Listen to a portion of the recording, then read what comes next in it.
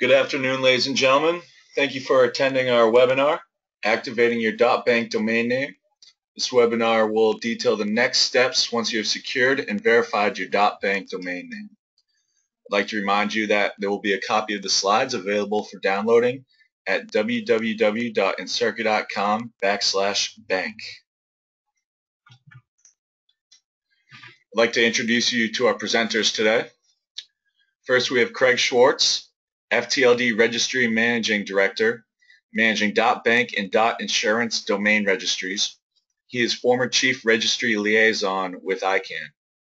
We also have Rob Holmes, Return Path General Manager, responsible for email fraud protection services, previously at leading service providers in the DNS and brand protection industry.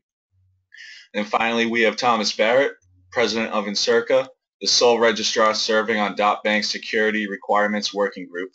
Encirca was founded in 2001 in Boston, Massachusetts. So this will be our agenda for today. We'll start off with why you should move to .bank. We'll go into .bank policies and requirements, and then DMARC and how it correlates with .bank, and then finally .bank migration strategies. If you do have any questions throughout the webinar, please enter them into the question box of your GoToWebinar widget. Without further ado, I'll hand it over to Tom Barrett on why you should move to .bank. Thank you, Andrew, and thank you everyone for joining us on this .bank webinar. This is the first .bank webinar that we've done since the land rush of .bank back in late June. And it is intended for those folks who already have a .bank domain name as opposed to people who are newcomers to .bank. We will be scheduling the newcomer webinars as well starting in September. So some of this may be repetitions for some of you, but we'll quickly get into implementation details as well. But why should you move to .bank?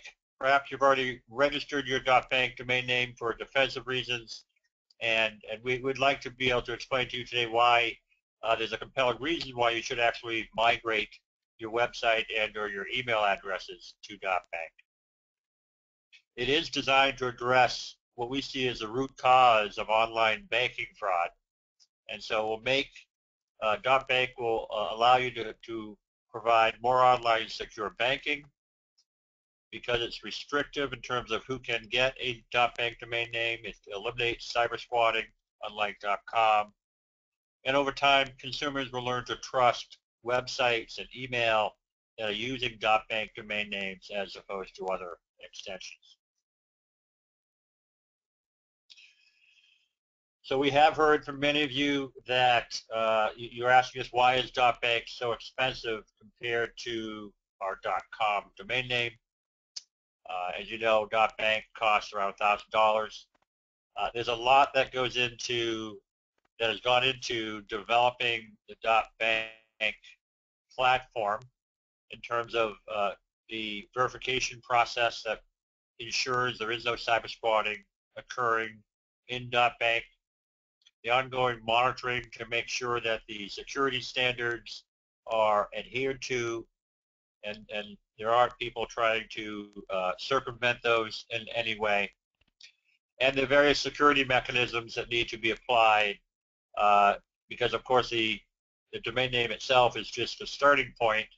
To truly recognize the promise of .bank, you need to also apply additional technologies, many of which you may be doing in .com today, some of which you may not be. So next slide.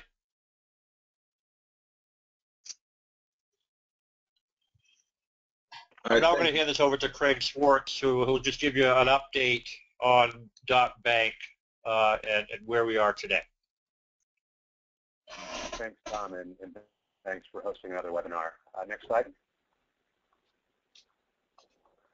So as of today, we've had a little bit more than 5,700 registrations for .bank domains coming from around 2,300 individual banks.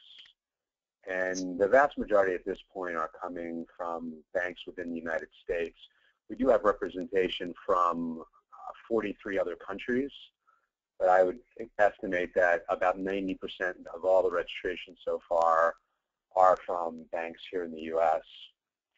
In terms of the status breakdown, and some of you may be in a place where your .bank domain has already been approved, versus some of you may still be in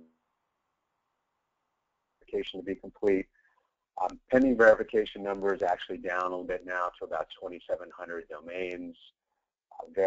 Verifications completed has jumped up to a little bit more than 3,000.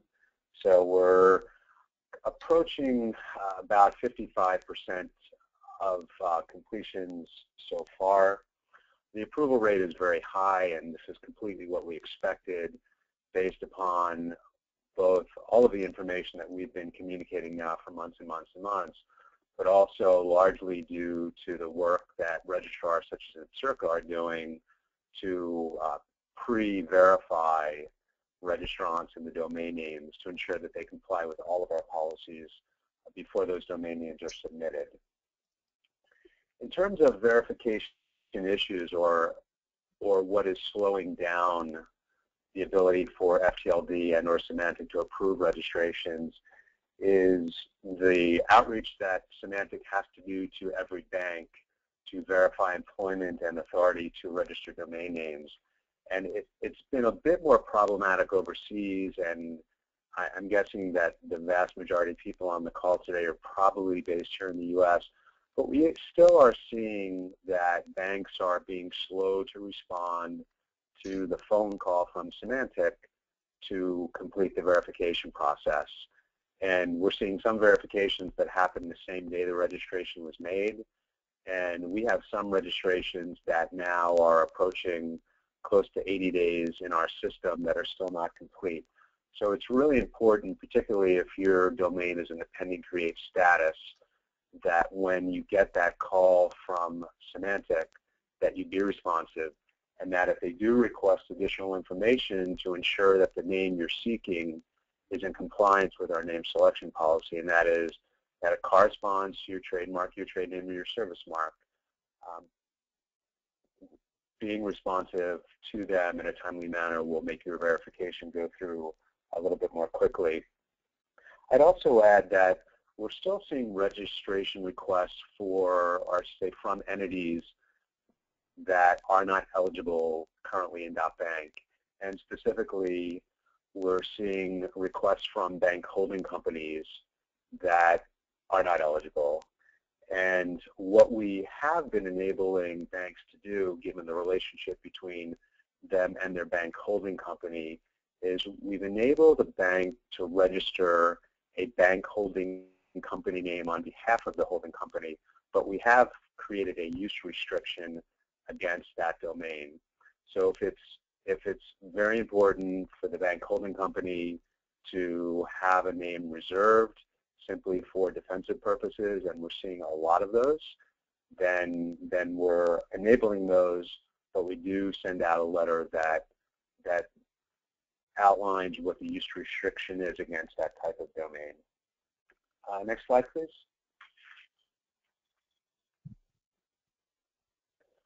So leveraging your .bank domain, in late June, we published a guide that is about 80 pages long that is intended to help banks and your service providers and our registrars both understand how to communicate around the bank's intended use of its new .bank domain, but also to speak to the CTOs and the CIOs and the CISOs of banks, as well as the technical teams and third-party service providers around what our security requirements are and what are some best practices for implementation of those.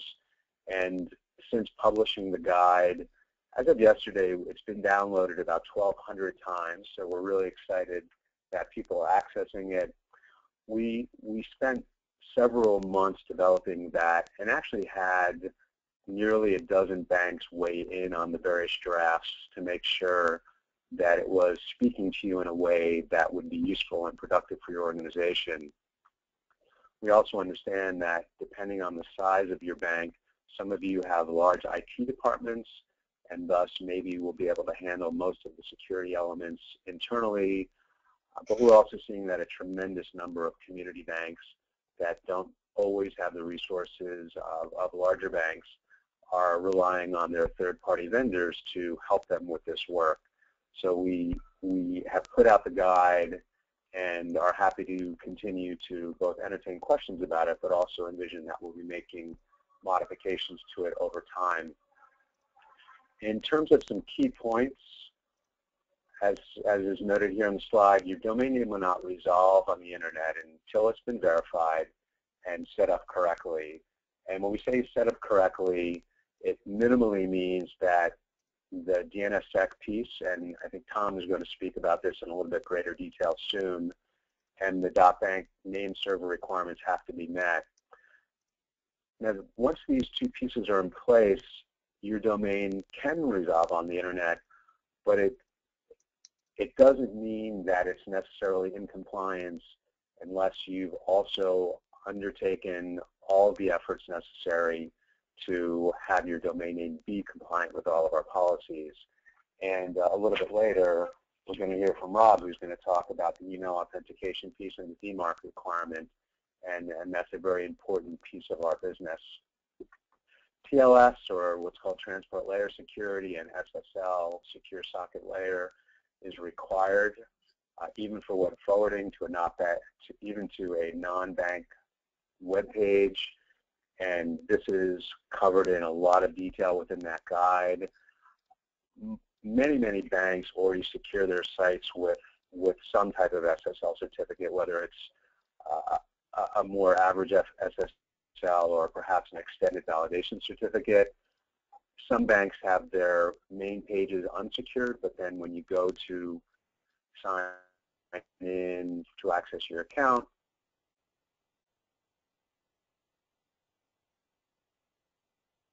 you are taken to a secure encrypted page. Again, TLS or SSL is a mandated requirement in .bank. And then DMARC alignment is required before you send out email using .bank. And one of the primary benefits of DMARC is to eliminate spoofing and mitigate much of the phishing that plagues the financial services industry. And again, Rob is going to spend a lot more detail on that. So with that, I'll turn it back over to you, Tom.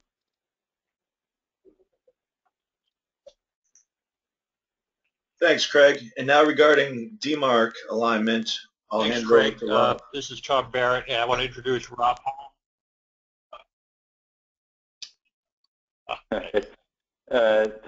Thanks, gentlemen.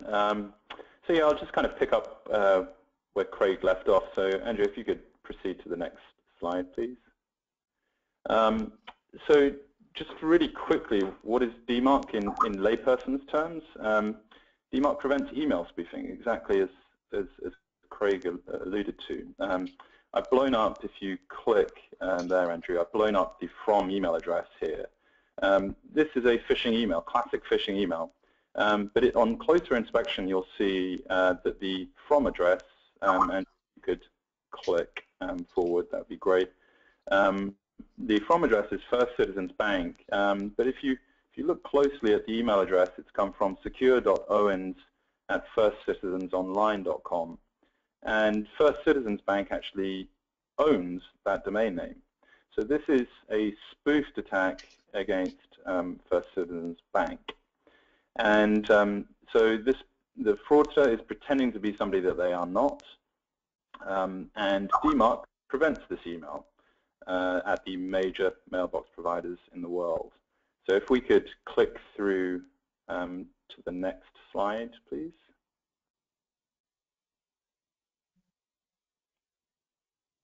Yeah, so you can see there that's the from domain, and that from domain is actually owned by the bank. So DMARC is going to give you protection so that third parties cannot spoof domains that you own. And if we can move on to the next slide now, please. So what is DMARC? It stands for domain-based message authentication. That's to say it is authenticating the email address that is visible in the header of the email. It is making sure that the sender is who they say they are. It provides reporting, which is the R of DMARC, and the conformance piece is a little technical. I'm not going to go into any details at the moment on that. What you need to know is that it's an open email authentication that has been was launched in February 2012. So it's well established. It's been implemented by many of the biggest brands in the world, many of the biggest financial institutions in the world. It was founded by a consortium of people who were interested in fighting email fraud, including Bank of America, Google, and of course ourselves. What it really boils down to is that DMARC gives you, the banks and brands that are affected by phishing, gives you control to block the domain-based spoofing that I talked about. And it also gives you intelligence, which is the reporting piece of DMARC. So if we could go on to the next slide, please.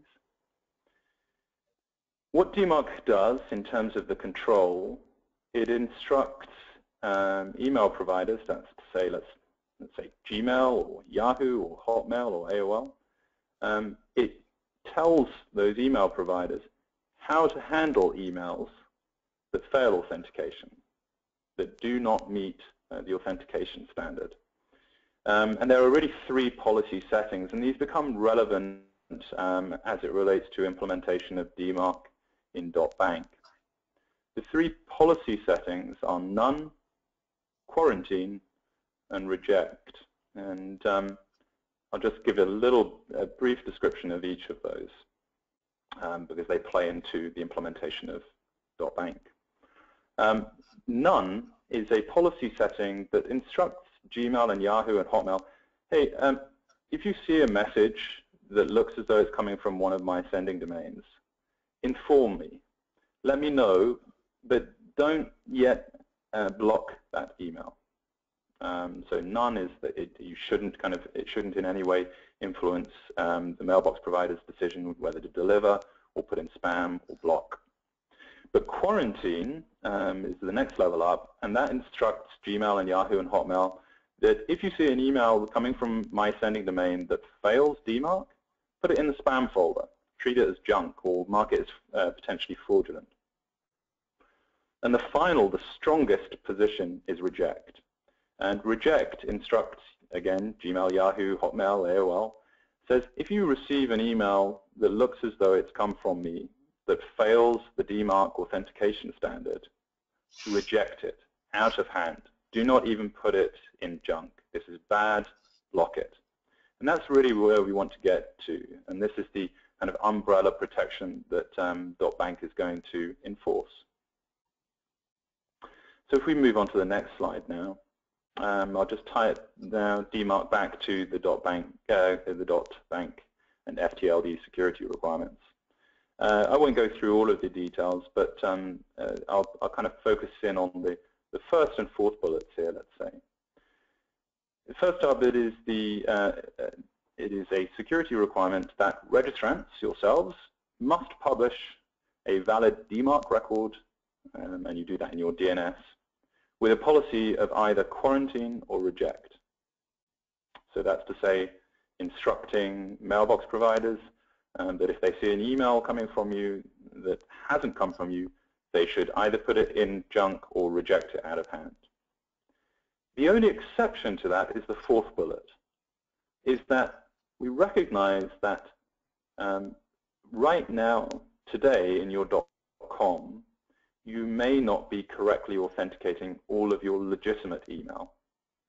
Now the problem, or the risk of implementing DMARC, is that if a legitimate email coming from your sending domain fails the DMARC standard, with a policy of reject, even the legitimate email would get blocked. So DMARC provides for that, and indeed the FTLD security requirements provide for that, saying that when deploying DMARC, when migrating to .bank, let's say, registrants may temporarily use a none policy during the implementation phase, which eliminates the risk of blocking legitimate email traffic. There are plenty more technical details that we could go into, but I don't think now is the right time or place. And certainly Tom will be happy to take questions, and we can take some questions at the end of it that get more technical if required. But really, at this point in time, I'm going to move on. So, Andrew, if we could move on to the next slide, please. In a nutshell, DMARC is going to help make .bank trustworthy in the email channel. So there are lots of mechanisms which are going to prevent cyber squatting and man-in-the-middle attacks. And DMARC will give .bank teeth in fighting email fraud. Without DMARC, there is nothing to prevent bad guys pretending to be you. And DMARC will actually ensure that those spoofed emails can get blocked before they reach the intended victim. So it's really prevention rather than cure. And we'll move on to the next slide, please. And I'll probably, this will be a nice segue back to Tom. What you need to know as it relates to return path is that we're providing services to Encirca and their customers to help implement the DMARC element of the .bank security requirements. So Tom, may I hand it back to you to maybe talk a little bit more about other bullets here in terms of the solution?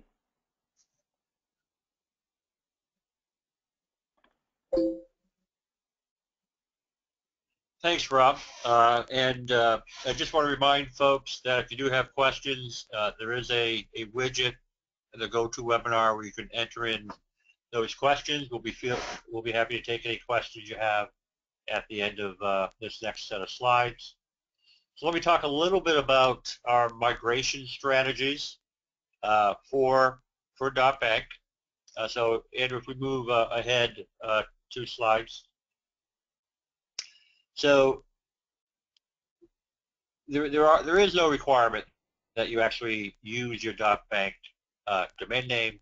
So it's totally up to your business in terms of if and when you want to migrate to .bank, and whether or not you want to migrate just your website or just your email or both. So it's totally up to the bank to decide what their strategy is. We're suggesting a staged migration. If you're ready to move your website, great. We have some customers that are doing that, and we can assist with that process.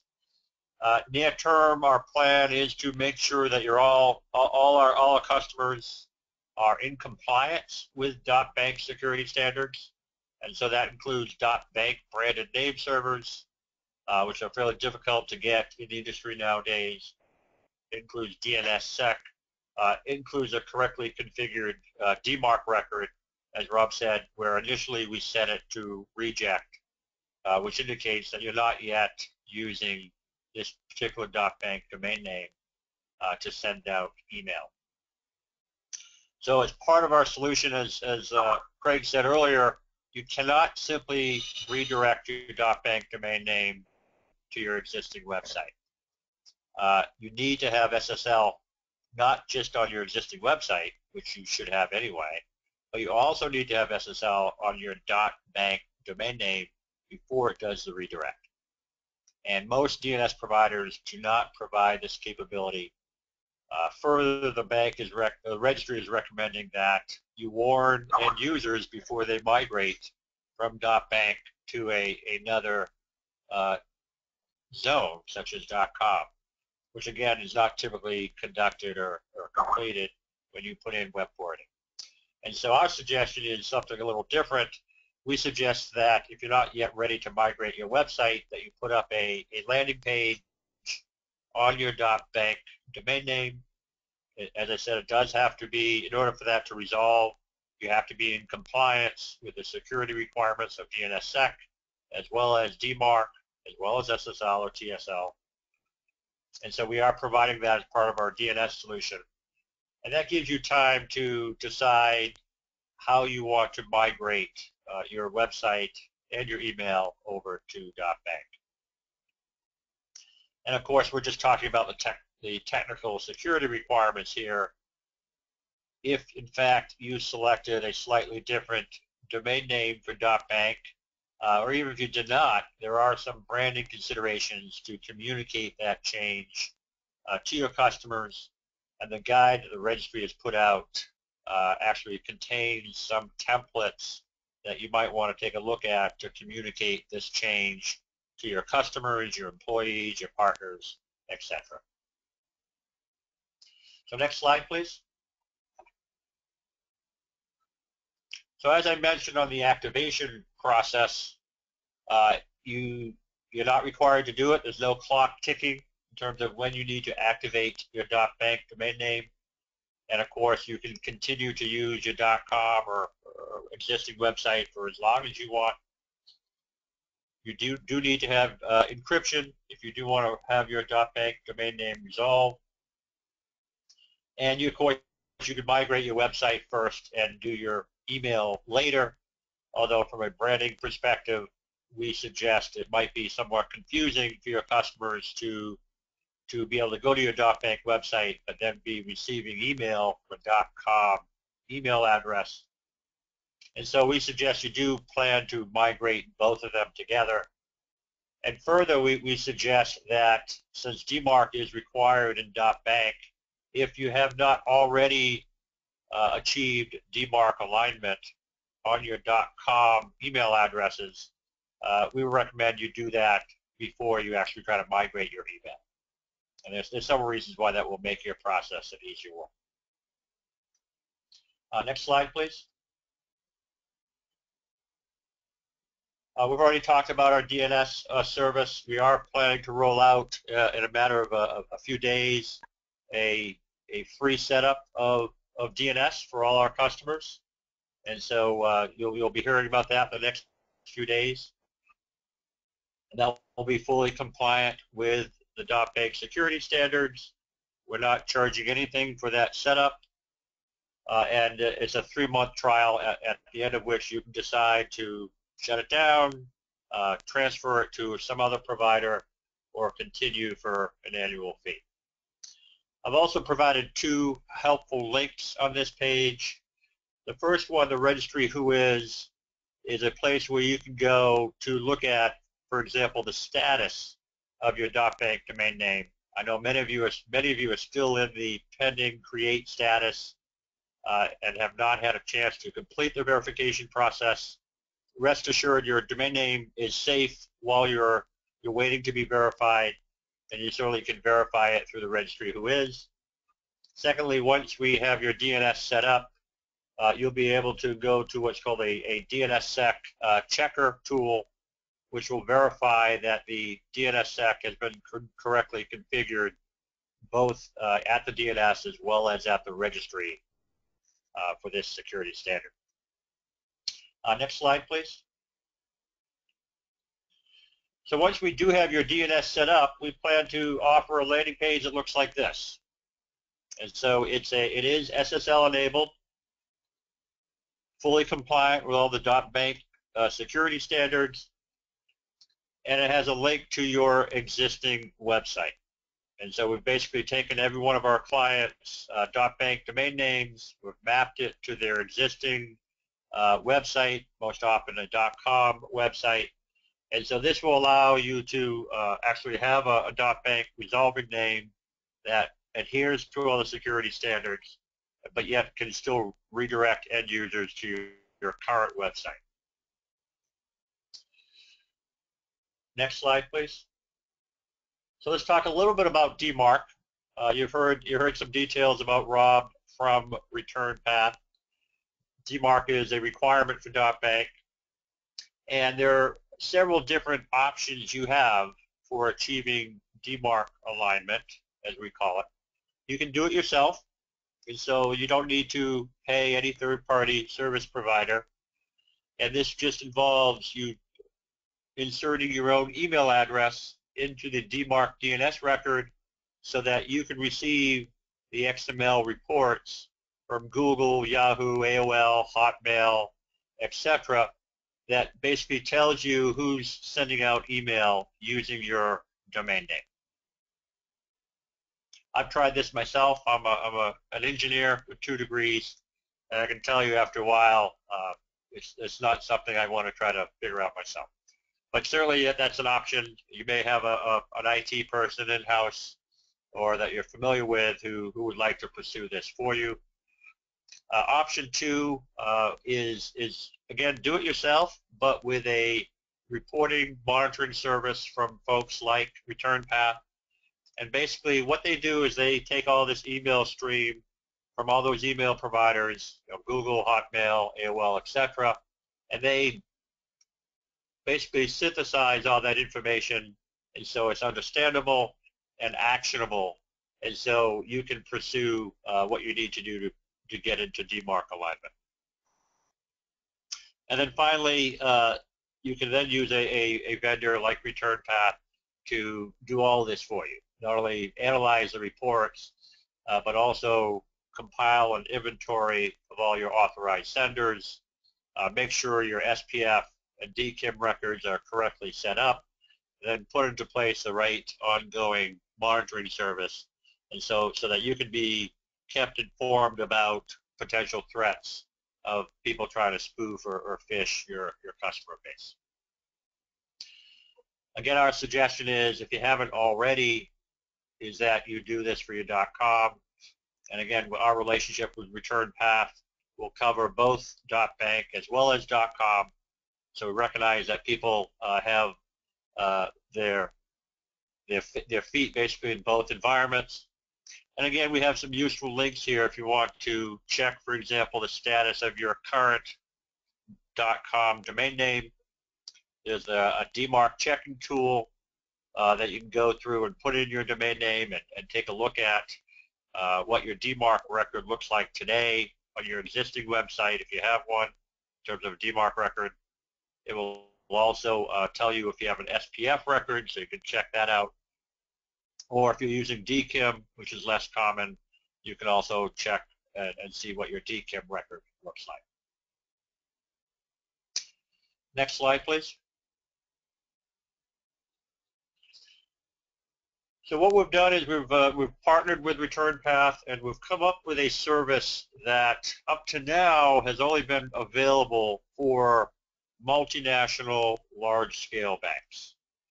As you can imagine, a bank like Bank of America might have 45 third-party providers that are authorized senders of email for the Bank of America.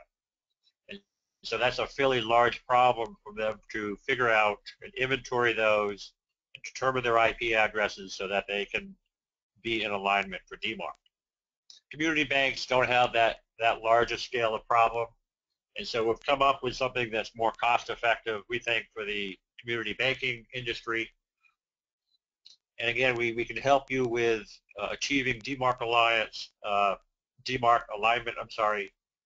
for a smaller volume of emails. This would cover both your .com and .bank in the event you haven't already done this for your .com email addresses. And of course, there are pricing basically is dependent on how much email you actually send out from any address basically on an annual basis. And that first part for reporting and monitoring is really a do-it-yourself type of system. You can also simply outsource all that work to us. We call that the domain name audit, where we basically take care of everything and make sure that you've had your email set up to fight potential spoofing. Again, not only for .bank, for .com as well. So that's a quick overview of some of the things that you need to do in terms of migrating your .bank website and email address. We're now be interested to hear any questions you might want to have, and I'll hand this back to Andrew. Thank you, Tom. We do have quite a few questions. Let's jump right in to the first question, which is regarding trademark requirements for .bank. Are there any? So I'm happy to take that one, Tom. This is Craig Schwartz. So the name selection policy for .bank in the phase that we're in now, which is general availability or steady state operations, is that your domain name has to correspond to your trademark, your trade name, or your service mark. It doesn't necessarily mean the trademark has to be registered. It could be that you have earned common law rights to a mark because you've been using it in commerce for a certain amount of time. What we will do, or what Symantec will do as our verification agent is if they can't logically link the domain name that you've applied for, that a bank has applied for, to the legal name of the bank, they will then follow up with a communication directly to the bank to ask for substantiating information or evidence to support right to use that name. So just to be clear, you don't have to have a registered trademark, but you do need to have a right to use the name as a domain name. Thank you, Craig. And I'll go right into some more questions for you regarding the verification process. We have one attendee of the webinar that has had their domain name in the pending create status since the launch of general availability on June 24th. Is this normal? Perhaps they missed a call. Could you help clarify for them? Sure. So prior to that start of general availability, that June 24th date, verifications on average were taking around 4 days. We got more than 3,000 applications on that very first date and have received several thousand more since then. So there is a bit of a backlog right now, and verifications are taking generally 2 to 3 weeks. If the registrant or the specific bank that's asking the question wants to reach out to us directly, they can do so by writing to ftld@ftld.com, and we can do some research into what the issue may be. But without knowing what the domain name is, it's hard for me to know why a particular verification might be taking longer than expected. So as a follow-up, if perhaps there were any verification issues, writing to FTLD would be the way to figure out what the issues are, if any? That would be a good place to start. That way we could investigate the issue. Awesome, thank you. And now we have another attendee of the webinar that has received the approval status for 2 out of 3 of their domains. However, their HR department has not received any form of contact. They are simply curious to know how their domains became verified. Well, again, without knowing what the bank's name is and what process was undertaken, it may be that they spoke to someone else at that particular bank other than the HR person. We also can speak to the general counsel. We also can speak to the direct manager of the registrant or the contact that's requested the domain. So again, without specific information, it's hard to know, and it's hard to be able to respond to that type of question. But domain names should never be approved without Symantec having had a conversation with someone at the bank who has the authority to verify the employment and authority of the person requesting the domain name. Okay, thank you very much. Moving on to the security requirements. First one off the bat would be a question on how DMARC relates to SPF. Perhaps Tom or Rob, if you want to take this one. Yeah, I'll take it. This is Rob. What is SPF? Let's start there. SPF makes sure that the IP address from which the email came is allowed to send email on behalf of the domain on the envelope of the email. So if SPF enables you to declare the IP addresses that are allowed to send emails on your behalf. It's a path-based authentication standard. How does that relate to DMARC? It relates to DMARC because you can probably see DMARC as like a parent protocol, layers on top of SPF, and involves a second authentication standard as well, called DKIM. Whereas SPF, Sender Policy Framework, is a path-based authentication. It makes sure that the email has come from a valid IP address or an authorized IP address. In the situation that the email has been forwarded, the forwarding IP address won't be necessarily authorized. So we need a backup, and that's what DKIM is. DKIM stands for Domain Keys Identified Mail, and the way to look at that is it's really almost like a digital signature that is written into the email. And DMARC basically says that one or other of those must pass for it to be deemed to be a legitimate email. So DMARC is a parent protocol that first of all checks that either SPF or DKIM has passed, and then based on whichever one of those has passed, it also then checks for something called alignment. Tom mentioned DMARC alignment. It makes sure that the header from domain, the domain of the email address that is visible in the email itself, if you cast your mind back to the example that I gave of First Citizens Bank, it ties the envelope address for SPF and the DKIM address back to that header address. And so DMARC is the protocol that blocks spoofed emails relative to the visible from address in the header of the email.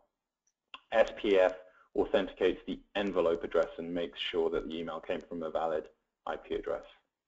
I hope that I hope that is sufficiently technical without getting too detailed. Great, thank you very much, Rob. Another question on DMARC setup.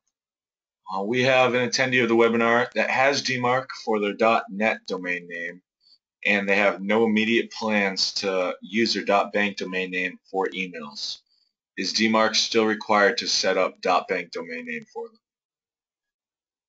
The short answer is yes, but can be very easily done.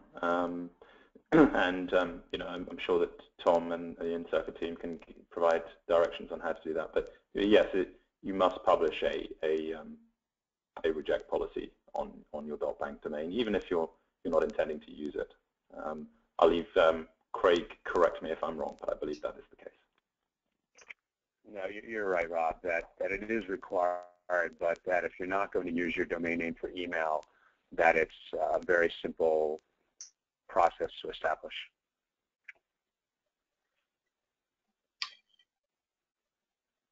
And one more regarding DMARC. Many banks have third-party hosted solutions that will use their bank's internal mail system to send notifications to the bank as if it were from their actual .bank email address. What happens in these instances when they use a third-party provider for their email addresses? So the answer to that is more complex. If a third party is, I'm going to say, legitimately spoofing your sending domain, if you give them rights to legitimately spoof your .bank domain, then they will have to pass the DMARC alignment check as well. Now that is perfectly possible. In fact, this is what we do for many of our customers today. Indeed, that's part of the service, is helping third parties pass DMARC alignment where they are legitimately spoofing a bank's sending domain. So it depends on if that third party is going to be allowed to spoof the .bank, then they will have to pass the DMARC alignment, but we can help you do that. It's things like, for example, making sure that their IP addresses are listed in your SPF address, in your SPF record. So I'm not going to get more technical than that, because there are many complexities, but at this point, just to acknowledge the fact that third parties legitimately spoofing your address can pass DMARC. Okay, excellent. Thank you, Rob. Regarding Encirca's premium DNS hosting, would Encirca be able to host DNS for all of a bank's domains, including .com? Does it make it one point of contact for both .bank and .com? So this is Tom from Encirca.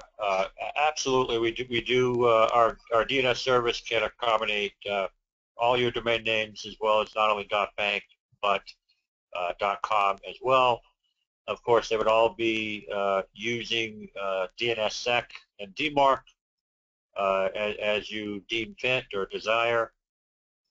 And it doesn't matter really if the domain name is currently with Encirca or another registrar. That's totally up to you if you want to keep them where they are. I will let you know that DNSSEC, for example, if your domain name is at another registrar such as Network Solutions or MarkMonitor, we can still provide DNS service for that domain name. However, DNSSEC requires some additional work, not only from your DNS provider, but also from your registrar. So you'll need to, it's obviously easier to have both of those the same provider, but it's not required. Great, thank you. And as a follow-up on the DNS service, is there an option for DNS hosting without the landing page? And does that affect the pricing at all? Absolutely. So the DNS service does not need to use the landing page. The landing page basically is just what's called an A record in the DNS, and so our customers are allowed to replace that A record with anyone they want. It does not have any impact on the price. But if you would like to host your own landing page, all you need to do is update the DNS with your own A record. Thank you. And Encirca plans on releasing a secure DNS 3-month trial. Do we have an estimated time frame of when that will happen? So if you're ready to start the trial today, we can get you set up today. The only requirement is that you have completed the verification process. And so, so again, if you're ready, let us know. We'll set you up today. Otherwise, the rest of you, we're planning to do it the next few days anyway. And of course, you need to wait if you're not yet verified. We have a couple more questions. Back to DMARC. Is DMARC a separate purchase from the .bank domain name? So this is Tom Barrett again. So as part of our DNS service, we include a DMARC record at no extra cost that is set to reject. And that doesn't cost anything. We'll make sure that's compliant with the .bank security standard. If you want to, as I mentioned earlier, you can change, temporarily change the DMARC setting via our DNS to say none, and add your own email address to receive the XML email stream from all the various email providers. Again, there's no cost if you choose to do it that way. We do have a service that we've developed with ReturnPath that would first give you reports that are easy to read and actionable, which there is a fee for. And that has one price point, which is roughly about $150 a month to receive those reports. There's also a full-blown outsourced solution that we call the domain name audit, where folks at ReturnPath can analyze your email stream and make sure that you've set up your SPF or DKIM record correctly. And that particular product is a few $100s more a month for the service. And lastly, Could we have an estimate on a reasonable time frame for a community bank to establish and migrate to DMARC? Want to take this, Rob? Yeah, sure. I mean, it very much depends, I'm afraid. It is how long is a piece of string. We've got companies fully migrated and implemented DMARC where their sending complexities are not very complex within a month. If they're already implementing SPF and DKIM, if they don't have that many third parties sending on their behalf, then it's quite simple. It's a DNS record. And where we come in is we help assess the risk of migration. That said, for the bigger banks that we work with, sending complexity is extreme. They may be working across multiple geographies. They may be working across multiple platforms. They may have, Tom, I think, alluded earlier to 45 third parties sending on their behalf. That's extremely complex, and that may take months, if not years. So I'm afraid that is how long is a piece of string. The good news is that I think for the community banking audience, I think the level of complexity will be on the lower side, which is obviously going to facilitate implementation. Awesome. Well, that's it for the questions. As the next steps, you can start the planning process for migration. You can find a copy of FTLD's planning guide at www.register.bank/guide. If you'd like to sign up for DNS and DMARC, please visit encirca.com/bank. In any general inquiries and callback requests, you can email .bank@encirca.com. I'd like to thank everyone for attending today. I would like to thank our presenters, Craig Schwartz, Rob Holmes, and Thomas Barrett. It's been a very helpful review on .bank and the security requirements. A copy of the presentation can be downloaded at encirca.com/bank in the webinar section found in the header. I hope everyone has a great day. Thanks, Andrew. Thank you.